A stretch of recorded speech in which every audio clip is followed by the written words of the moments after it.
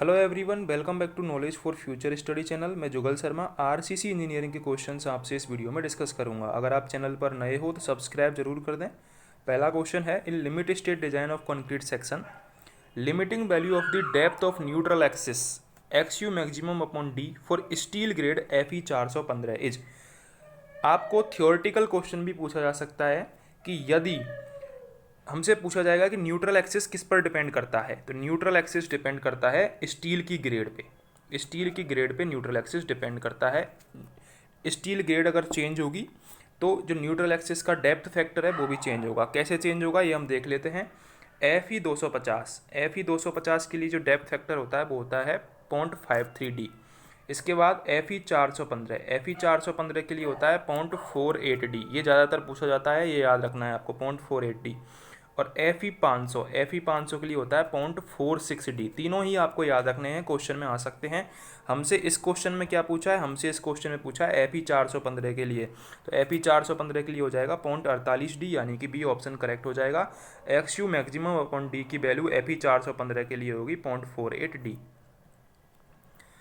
Nominal mix M20 concrete represent the interest nearest ingredients ratio. आपको याद रखना है M20 के लिए, ये ज़्यादातर पूछा जाता है M20 का, ठीक है। अच्छा क्वेश्चन है, ये पूछ लिया जाता है क्योंकि इजी क्वेश्चन भी है और कन्फ्यूजिंग भी है। तो M20 के लिए रेशो होता है 1:1.5:3। यदि M10 के लिए पूछा जाए तो M10 के लिए इसका दुगना हो जाएगा, यानी कि 1:3:6, ठीक है। M10 हाफ किया तो इसका रेशियो मल्टीप्लाई हो जाएगा 2 से, ये आपको याद रखना है। अगला क्वेश्चन है, for bar in compression the value of bond stress for bars in tension for M20 grade shall be increased by. Bond stress के बारे में बोला जाए क्वेश्चन में, यदि आपको क्वेश्चन में कंप्रेशन दे रखा है तो 25% करेक्ट आंसर हो जाएगा, 25% बढ़ जाएगा, ठीक है। यदि HYSD डिफॉर्म बार दे रखा है तो 60% बढ़ जाएगा। दोनों ही क्वेश्चन पूछे जा सकते हैं। यदि आपको कंप्रेशन दे रखा है बार में तो बॉन्ड स्ट्रेस की वैल्यू 25% बढ़ जाएगी।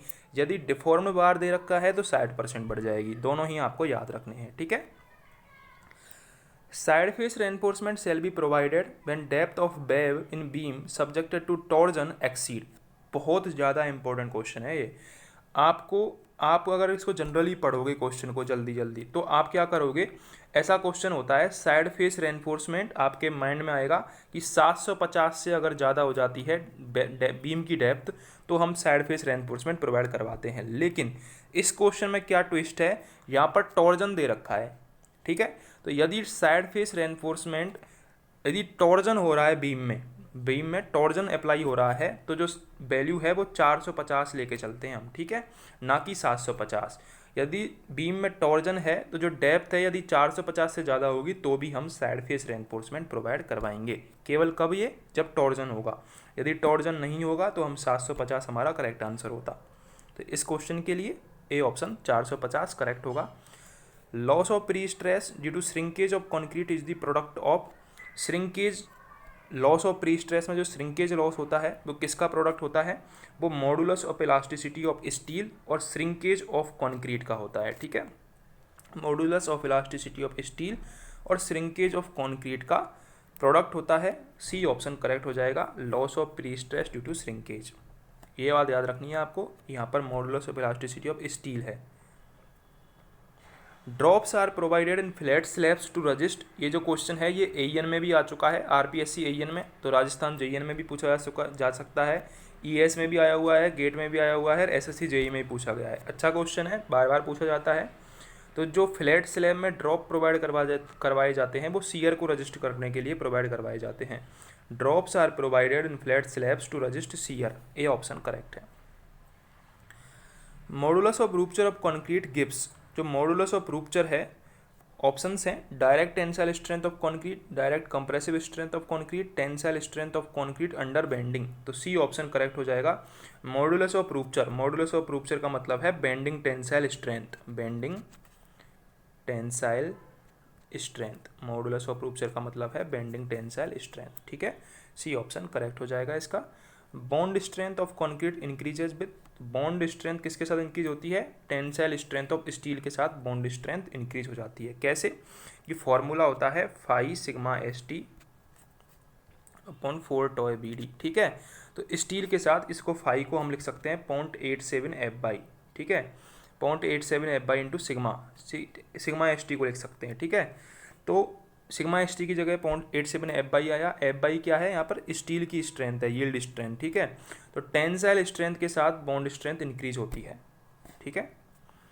इन the limit state design of concrete structure the strain distribution is assumed to be, तो स्ट्रेन डिस्ट्रीब्यूशन लीनियर होती है, स्ट्रेन डिस्ट्रीब्यूशन लीनियर होती है, ये याद रखनी है, स्ट्रेन डिस्ट्रीब्यूशन लीनियर होती है। यदि यहाँ पर आपसे क्वेश्चन में पूछा जाता कि शियर स्ट्रेस डिस्ट्रीब्यूशन कैसा होगा, तो शियर स्ट्रेस डिस्ट्रीब्यूशन होता है एबव न्यूट्रल एक्सिस क्या होता है, parabolic, above neutral axis parabolic और बिलो न्यूट्रल एक्सिस रेक्टेंगुलर, ठीक है। Shear stress distribution above neutral axis parabolic होता है और बिलो न्यूट्रल एक्सिस रेक्टेंगुलर होता है, ये आपको याद रखना है। Side face reinforcement if required in A T beam will be, confuse नहीं होना है, यहाँ पर वेब एरिया की जगह बीम एरिया भी हो सकता है, ठीक है, बीम एरिया भी हो सकता है, आप कन्फ्यूज नहीं होना है। 0.1% वेब एरिया होता है, ठीक है, ना कि बीम एरिया। तो 0.1% ऑफ दी वेब एरिया हम साइड रेनफोर्समेंट प्रोवाइड करवाते हैं, दोनों साइड हम प्रोवाइड करवाते हैं। कब प्रोवाइड करवाते हैं, जब बीम की डेप्थ 750 mm से ज़्यादा हो या फिर टॉर्जन अप्लाई हो रहा हो तो 450 mm से ज़्यादा हो, तो हम साइड फेस रेनफोर्समेंट प्रोवाइड करवाते हैं। First option A option correct हो जाएगा। अगर आपको वीडियो हेल्पफुल लगी हो तो चैनल को सब्सक्राइब जरूर कर दें, बेल आइकन को जरूर दबाएं।